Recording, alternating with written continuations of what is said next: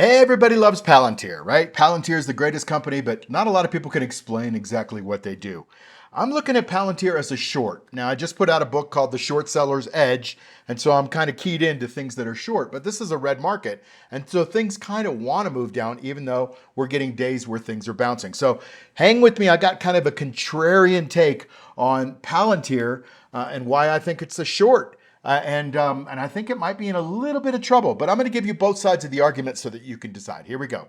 So, Palantir is this AI kind of company. They work with the government. They got government contracts. They're helping with this skirmish or this war, whatever you want to call it. But I think that there's an overvaluation risk, and I think that there's a bit of an AI compression risk.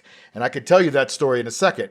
But I think it might be better to see this stock as a stock that is rolling over a little, and you can make income on it while it does that. And so that's what I'm going to be talking about a little bit, but I'm going to give you kind of the edge of what I think is happening here. I'm going to read the chart in just a second, but I think right now everybody's been talking about AI for the last 6, 8 months, 12 months, whatever.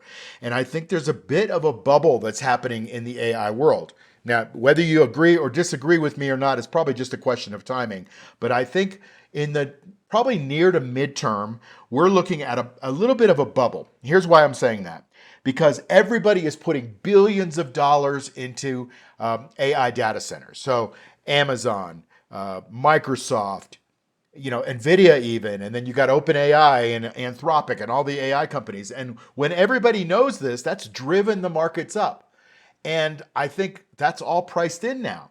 And so companies that use a lot of AI and have their own proprietary AI stuff like Palantir might already be overvalued here. So that's the thesis. Now, I'm not sure I'm right or wrong. My job is to kind of read the charts and see what I think. But I can tell you I see a couple weird patterns, and I also see some opposing patterns here. All right, let me get to it. So this is the weekly on Palantir. And if you look at the earnings really tells a great story. I mean, that's why the stock has gone, from 20 to 200. It's gone up 10x. Now, is it going to go up another 10x to 2,000? That remains to be seen. But look at these beautiful earnings per share: 25 cents to 41 cents to 63 cents to double of $1.29 for this year to $1.85. Now, if they go to $1.28 this year, that could be disaster for the stock because everybody's pricing in an increase, and that's a great increase. You can see this company is growing at an 85% earnings per share growth rate on a 3-year annualized basis. That's amazing. But you know what? You look at this chart, it's saying that some people don't believe it anymore. I'll put this on a daily in just a second, but you could see it has a death cross right here where the 50-day or the 10-week moving average on a weekly has crossed down through the 40-week moving average. That's not healthy. And then you've got the stock that is, it's now bumping up into the 200-day moving average. And, the stock seems to, be in a short-term downtrend. Long-term uptrend, short-term downtrend. And I'm not saying we're going to short it for the rest of our lives. I'm saying we're going to find an opportunity here, or I'm looking at it as an opportunity because this is not investment advice. And I'm looking at shorting it. Why? Here's why.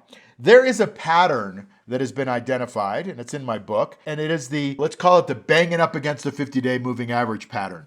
And this red line is the 50-day moving average. So you can see the stock went up, declined on heavy volume down through with this is a nasty candle, everybody. And so it had a really nasty candle all the way down to 164. Now, let me just go back to the weekly because I'm on record 4, 5, 6 months ago saying, listen, don't buy Palantir. It's in a late stage base and it's prone to correction. And I think that's exactly what we saw. After this 5th stage base, it couldn't get out of its own way. It just kept trying to go up and it couldn't make it. Now looking at the daily, you see what it looks like. It's a lot noisier, right? And so you see it banging into the 50. Tried to go up here. It did. Failed breakout.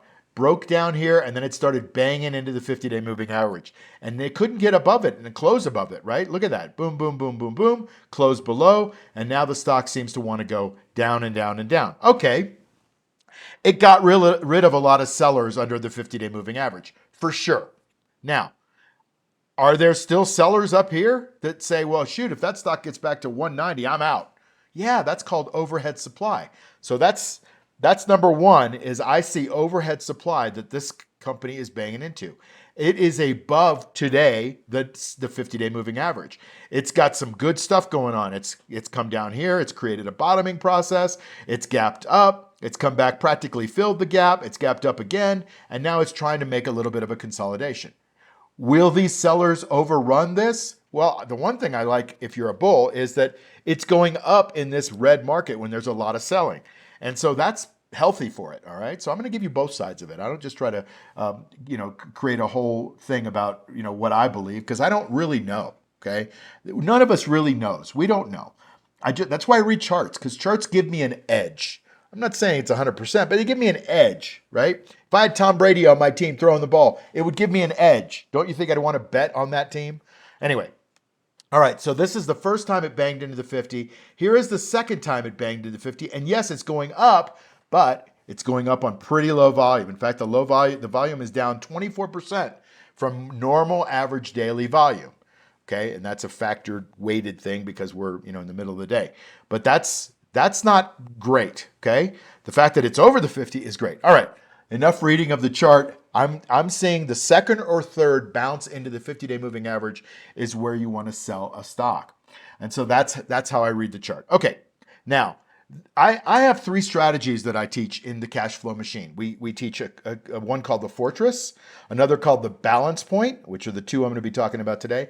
And the third is the rocket. The rocket is, I think the stock is going up. I want to sell covered calls, but I want to leave myself a little bit of upside. And that's what most people teach. And that's great in an up market. Right now we're in a red market that's just doing these little dead cat bounces. And so this fortress is a deeper in the money strategy. And that's as far as I'm going to leave it here because I'm not allowed to go into the numbers really on this platform because I get censored. So I'm just going to tell you that I'm going to have the rest of the video over on my website if you want to go into the nitty gritty of the numbers. But I can't put them here anymore like I used to be able to. So we're looking at doing a deep in the money covered call. All right, you can see the payoff is if the stock goes higher, you don't make any more money, right? It's flat up here. But if it goes lower, you'll make some money. But you also protect yourself on the way down with what's called the intrinsic value, the in the money amount. And so if you're in the money, that amount protects you to the extent that you're in the money. Plus you get to keep the juice. There's two separate components to an option premium. The juice brings in the income. That's why I call it the juice, because that's what we're after in this strategy. All right. So even if a stock is going down, you could still make income from it. Now, if I'm right, quote unquote, right, and the stock goes down, would I be better off shorting it? Yeah, but I don't know for sure. I mean, today it looks like it's going up, but I think over time, this stock is going to bang into that 50-day. Let's keep going.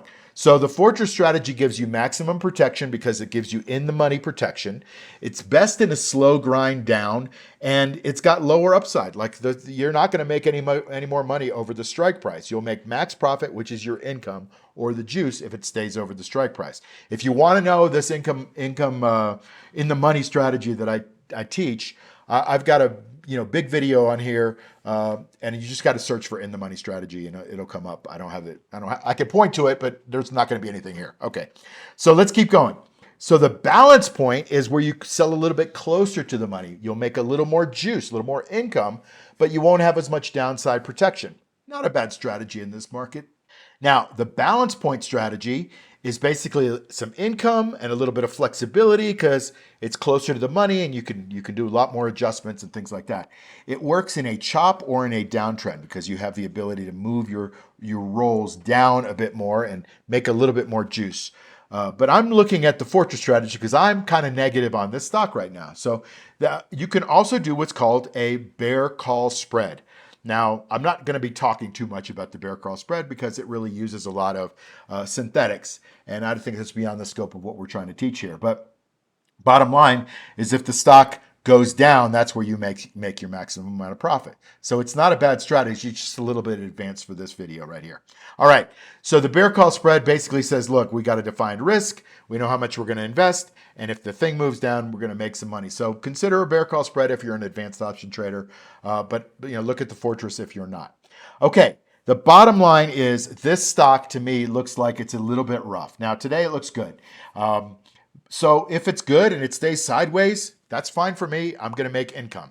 If it goes down, that's fine for me because a fortress strategy is going to help me protect the downside and make income at the same time. Don't get short on this thing and be naked. So don't sell any crazy, short calls or anything like that.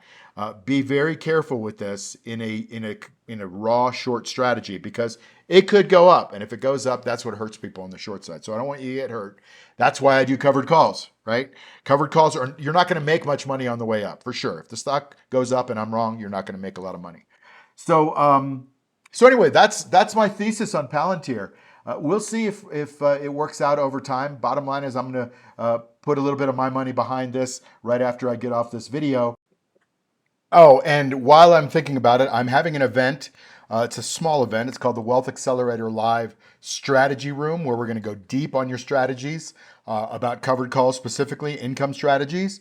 And maybe you bring your strategy there and we go over your trading plan, things like that. If you want to join us, I'd love to have you. It's a small event, but we still have a few seats left, and there's still some rooms left. Go to the link in the bottom there, and I'd love to have you there. April 17th through the 19th in the Phoenix area. It's actually in Chandler, Arizona. Beautiful golf course with the hotel, big old pool. So if you can bring somebody, they can hang out at the pool, or you can go golfing before or after, or whatever. We're going to have lots of fun. Maybe even make a friend for life. We'll have a good time. But, the idea is that we learn together. You'll do some networking with like-minded people that like to make income. We'll sit down together and figure out strategies at the event. And hopefully you can make it. Links in the bottom, click below, and hopefully I'll see you there. In any case, you want to see the rest of the video with the numbers, I've got it over there on my website, cashflowmachine.net. Go to the video section. You'll be able to see it there because I can't put it here anymore. Anyway, thanks for sitting through all this stuff. Hope you get my drift on Palantir. I never profess to know. I just profess to read the charts well, and this is a pattern that I like and is setting up well for me. All right, thanks a lot. See you on the next video.